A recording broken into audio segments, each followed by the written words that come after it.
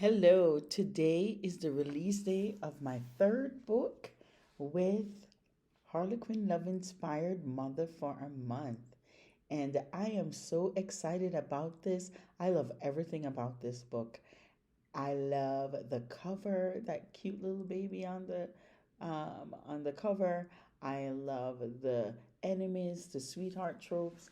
And so I'm going to take a moment to read for you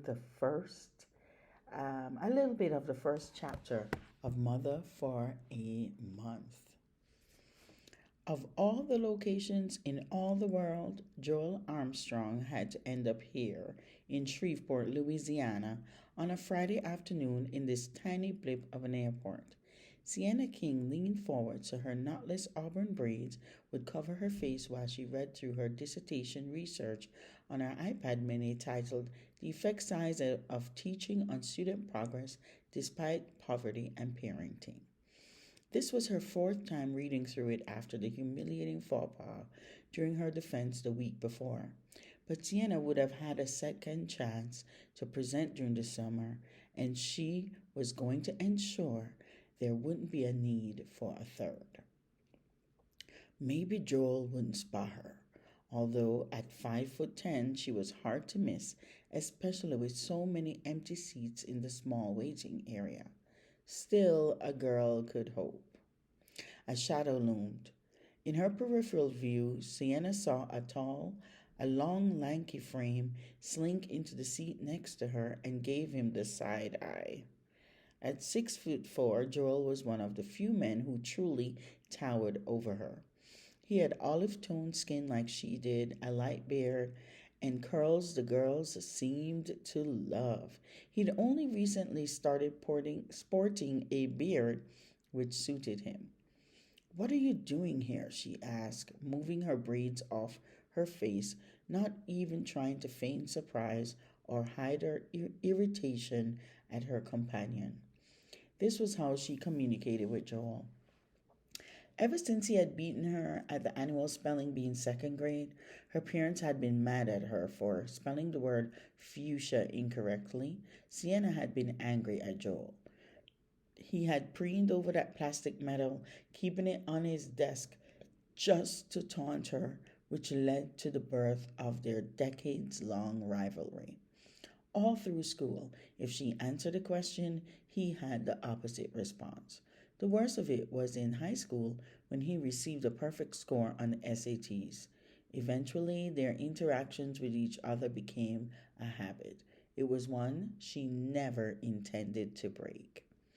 Right as she asked the question, Sienna noticed he was holding a small, squirming bundle in his arms. "What is that?" She pointed, her eyes wide. "What does it look like?" he shot back, lifting the baby boy to his shoulder and giving him an awkward pat on his back.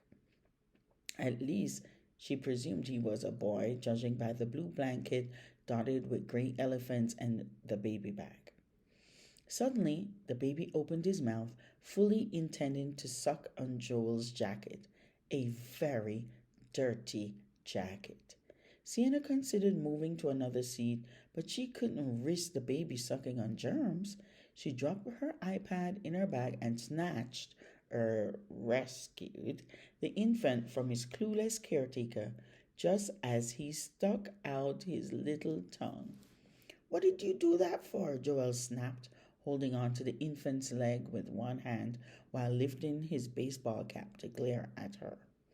"What's the point of having a receiving blanket if you're not going to use it properly?"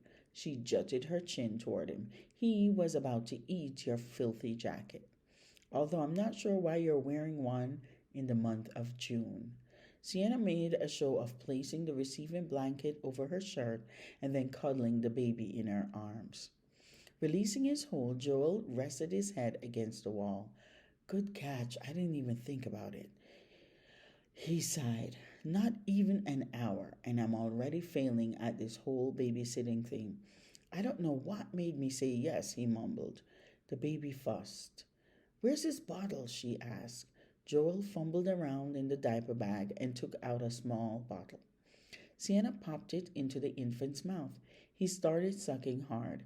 He is going at it, she observed, smiling at the bronze face peering up at her. I couldn't get him to feed on the ride here, Joel breathed out, wiping his forehead. When he was finished, the little one cooed. Aw, the sound went right into her heart. Sienna placed the bottle into the pocket of the diaper bag and held the baby to burp him. She closed her eyes, loving the feel of his cheek against her face, and that smell. The mixture of baby's breath, formula, and newborn rolled into one intoxicating scent made her ovaries scream. She patted his back, and he released a huge burp. Chuckling, she asked Joel, "What's his name?" Joel stretched and rested his hands on his jeans. "Micah, he's my nephew." His brows furrowed. "My brother Greg and his wife Tessa live here in Shreveport. She had a medical emergency and is in the hospital, so Greg asked me to take care of Micah for a little while. He said it should only be a few weeks tops." "Your brother must have been really desperate to trust you with his newborn." "More like overwhelmed. Mike is a little over 3 weeks old, and Greg has been toggling between caring for him and Tessa. Thankfully, he knows a judge and was able to get me temporary custody and Micah's birth certificate early." Seeing the worry in Joel's dark brown eyes pricked her heart. "Sorry to hear that." She struggled to maintain a non-committal tone, pressing her lips together to keep her curiosity sealed. "Getting into other people's business meant you were inviting them into yours, and she sure didn't want Joel in hers." The very nature of his job as the town's reporter made him nosy, a nuisance. If there was something to know, Joel was the one to find out. More passengers trickled over to the gate, sitting in the row ahead. Scanning the room, Sienna hoped there wouldn't be too many more.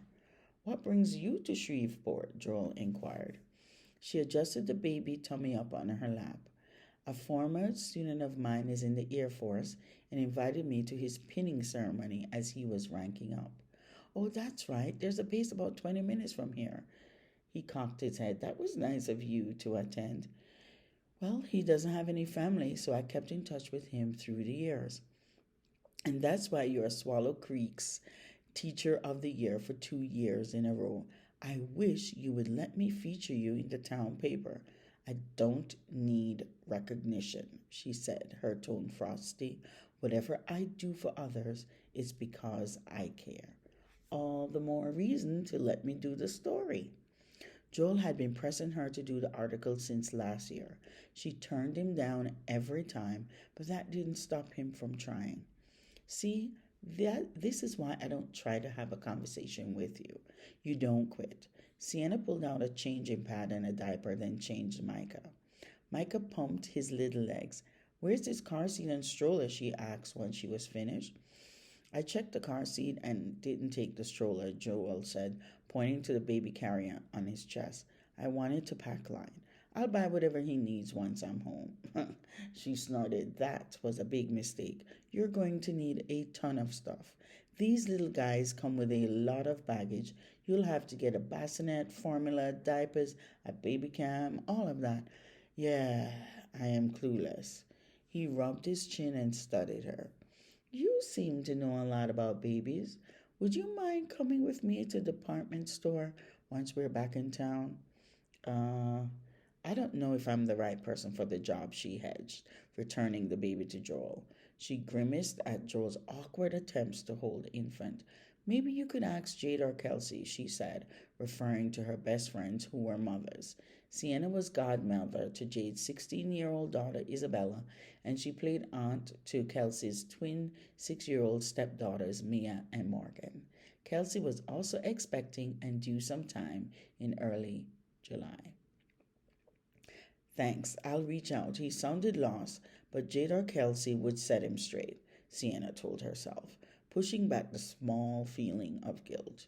Micah chose that moment to release a little sigh, which tugged at her heart. I'm going to stop right here, but I just want to say that I just had the most fun writing this, and it's really heartwarming, and I look forward to hearing from you. I hope you love Sienna and Joel's story as well as the adorable little Micah. Thank you.